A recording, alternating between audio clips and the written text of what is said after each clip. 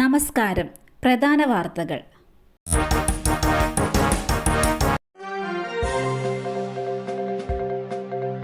VSന്റെ വിയോഗത്തിൽ പൊതു അവധി പ്രഖ്യാപിച്ചിട്ടും ജോലിക്കിറങ്ങി. നടപടി ആവശ്യപ്പെട്ട CITU പത്തനംതിട്ട ജില്ലാ കമ്മിറ്റിയാണ് സംഭവത്തിൽ നടപടി ആവശ്യപ്പെട്ട് രംഗത്ത് വന്നത്.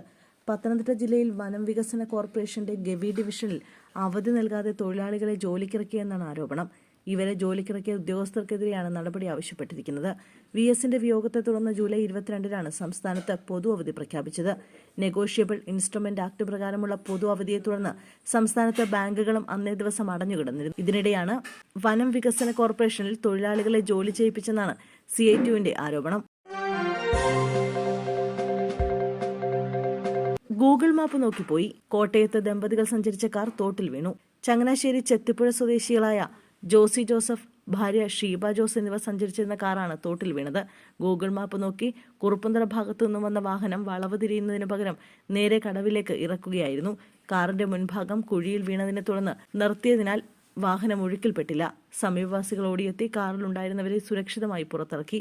പിന്നീട് ക്രെയിൻ എത്തിച്ചാണ് വാഹനം വെള്ളത്തിൽ നിന്നും പുറത്തെത്തിച്ചത്. ഈ ഭാഗത്ത് മുമ്പും ഇത്തരത്തിൽ അപകടങ്ങൾ ഉണ്ടായിട്ടുണ്ട്.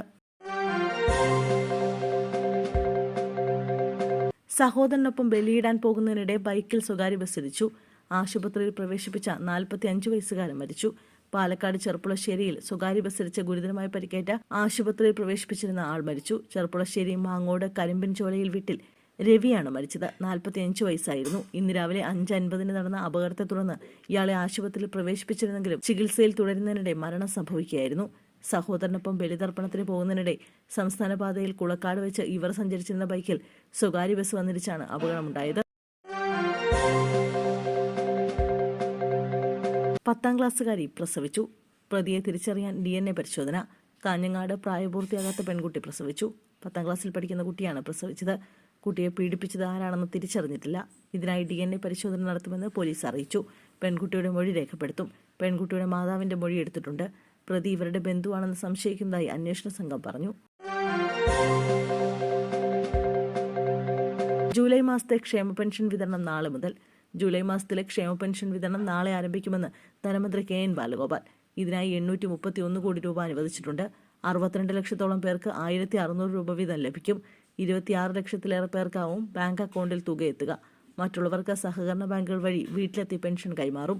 ദേശീയ പെൻഷൻ പദ്ധതിയിലെ കേന്ദ്ര വിഹിതം കേന്ദ്ര സർക്കാരാണ് 8.46 ലക്ഷം പേർക്ക് നൽകേണ്ടത്. ഇതിനാവശ്യമായി 24.31 കോടി രൂപയും സംസ്ഥാനം മുൻകൂർ അടിസ്ഥാനത്തിൽ അനുവദിച്ചിട്ടുണ്ട്. ഈ വിഹിതം കേന്ദ്ര സർക്കാരിന്റെ PFMS സംവിധാനം വഴിയാണ് ഗുണഭോക്താക്കളുടെ ബാങ്ക് അക്കൗണ്ടിലേക്ക് ക്രെഡിറ്റ് ചെയ്യേണ്ടത്.